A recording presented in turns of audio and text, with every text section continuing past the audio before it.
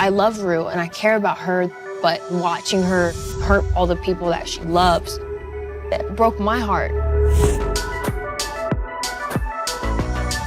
Episode 5 has always been just a really difficult episode to tackle. And it shows, I think, the devastation addiction can cause, not only on the person who is dealing with it, but also the family that has to get them help. If this show is going to be honest about addiction, it needs to be honest about the person that addiction can turn you into. The one thing that's certain about doing drugs to the degree that Rue's doing drugs is that it's going to get increasingly more chaotic, and the plane's got to crash.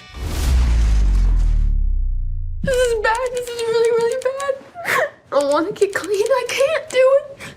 I wanted to kind of just portray what an intervention looks like just from a family perspective and how hard it is to reason with someone who's in a state of true irrationality. You wish I was different? So do I! That disparity between who she wants to be versus who she is was something that was imperative to explore in this episode. The most important thing was to not shy away from how ugly those moments can be. You know what? If you want to fucking consider smoking some weed to help with my panic attacks, doing drugs, then yeah, sure, whatever. It's just weed. I'm talking about weed, Rue. I'm talking about pills.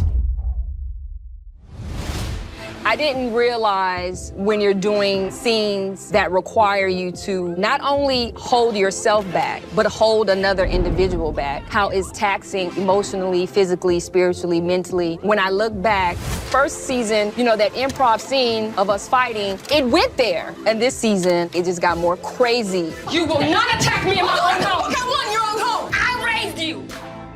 From the moment I met Zendaya during our chemistry read, we automatically clicked. We're both delicate in the sense of let's make sure after every take, we come, we hug, you okay? Did I bruise you? Did I hurt you?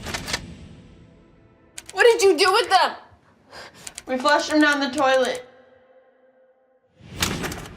I'm really thankful that Jules did tell Rue's mom. It's one of the more mature decisions Jules has made. I think it comes down to her prioritizing Rue's safety and health and future. You know how you ever get so embarrassed? Your face is literally like on fire. And in that moment, Zendaya nailed it. I could see her whole face just crack. You know, I have a lot of regrets, but I gotta tell you, Jules, meeting you has got to be at the top of my list. At that point, someone who is in deep pain has no healthy way to communicate that to anybody. Jules doesn't have a lot of people, and Rue's always been there, and potentially losing her as a person in her life is not up for debate. It's got to be one of the most painful, difficult sort of experiences, feeling like you're helpless to save someone that, you know, you love more than anything. Why would you say anything? I love you, and I want to help you. It's a very bold structural choice to have an episode that starts as claustrophobic, intense family drama, and then you flip it and it turns into a foot chase. Action! I can't do this. I'm sorry, Mom, I can't do this.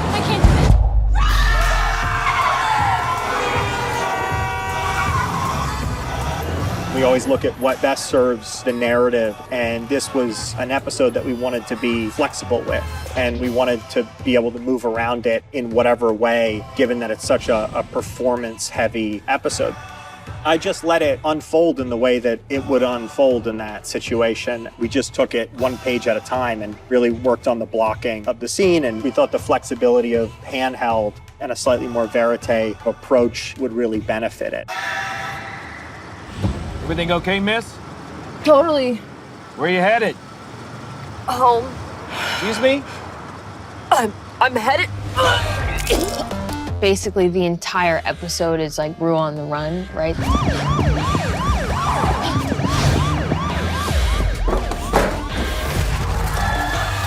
Z does such a wonderful job at modulating the peaks and valleys of emotion without it ever feeling like it's manufactured, and what moments should be high, what should be low, without it feeling like it's reaching a crescendo too early. It still has this honest flow of anxiety and helplessness. in this episode. Rue's hair really worked with the story. It really showed the state that she was in and everything she was going through. Her hair was the most difficult to do in the whole show. Difficult because there's not much that I had to do with it, but definitely making hair not look glamorous when you have a glamorous, beautiful person, it's hard work. So sometimes she would walk in the door, just her having her natural hair, it's perfect. There's emotional reasons behind the characters' hair and makeup. We didn't want to shy away from the ugliness and the reality of being in that mind space as her emotional state just gets messier and messier and messier. Gia, can you pay attention and help me find your sister? We're going through dark times in this season, so all the glimmer of hope or the little giggles or laughs that we can have, I think is very important. Hey, are you okay? I think I just have like the cold or something. Okay, well, don't get me sick because I have rehearsal. I can't get sick. Okay, well, colds are contagious. Most of my scenes are with Z and Stormy. I don't get an opportunity to work with the other actors. So that day, I was like, yes, we about to have so much fun. Our common denominator is always Rue, so we're focusing on her. But with being a support system or being a village per se, you do have to interact with these other humans, and there are moments of humor and light. I have a quick question. What? How long have you been with Nate Jacobs? Are you kidding me? It's been a very bittersweet, heartbreaking storyline. I have to have so much anxiety as Cassie because Cassie knows at some point it's going to come out. Maddie is going to find out. I did not expect that. Like with Cassie, she really felt like Maddie's best girlfriend that they, could relate to her on so many levels. And so, she has a lot of rage. Okay. Literally gonna get violent. No, there is no need to get violent, okay? Because we are having an intervention. The intervention scene was very funny and also extremely dark and really sad. And that's kind of what makes it such a well-rounded show. There's lightheartedness in the seriousness. We explore all of it, and I think that really helps with the messaging, what these kids are going through.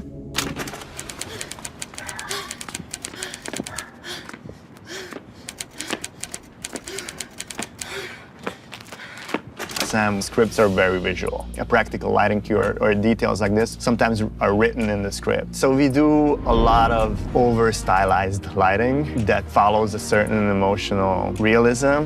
I'm looking at a lot of contemporary photography. It's definitely a guidance for me. Like, for example, Nan Golding, the photographer, her work was a big inspiration in terms of color palette or just the way she approaches her subjects. We were shooting that episode for about a month, and just to see Z continue to build upon the rage and the anger and the withdrawal that follows and consistently push it narratively forward, I think was one of the more impressive things that I've witnessed her do. I think the spirit of the Euphoria is always empathy, is always to see people from their own eyes and try to feel what it's like to exist in somebody else's head. There's obviously parallels that I have in my own life to Rue, so it wasn't hard to imagine how that situation would unfold. There's a mother sitting there at a kitchen table having spent the whole night looking for her daughter. It's ultimately, I think, something we forget about. Addiction is the impact that it has on families. As a parent, I can't imagine being on the other end of something like that. And so I think just ending on Leslie and the relief of knowing that Rue has come home allow for the empathy of the episode to be reconfigured at the end.